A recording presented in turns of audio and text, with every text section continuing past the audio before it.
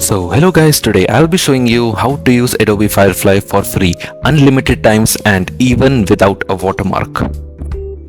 So without wasting your time, let's get straight into it. So the first step will be to sign in. For that I recommend not to use your personal email ID. So instead of that you can use this tempmailo.com or you can simply use any alternative you like. So simply change this email or you can use this exact same. Just simply copy this and paste it over here, that is Ctrl V, and password could be anything random, just spam it whatever you like. The best part is you don't even have to remember this. All it takes is 10 seconds maximum, I guess. Yeah, so your data could be random, you don't have to remember. Just no thanks and next, and yeah, there you go. First step is complete. Just accept the terms and agreement.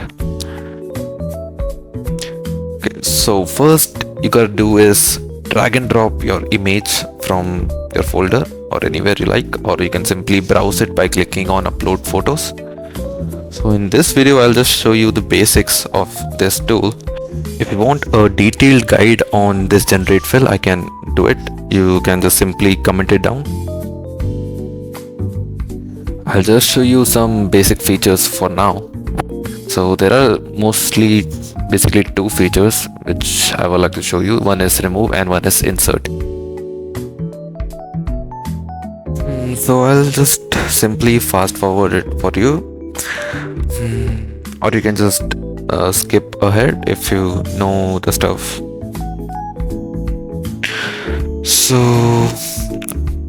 the stuff you can do is limitless, it's up to your imagination. This is just a demo. This is random thoughts, don't mind this, just okay. So now I'll just show you how to download your finished photo without a watermark. So instead of going to download section, go to share with Adobe Firefly and simply right click and open a new tab. From here you can just simply right click and save image as, and then where you want to save, and there you go. As you can see, there are no watermark, and that's all.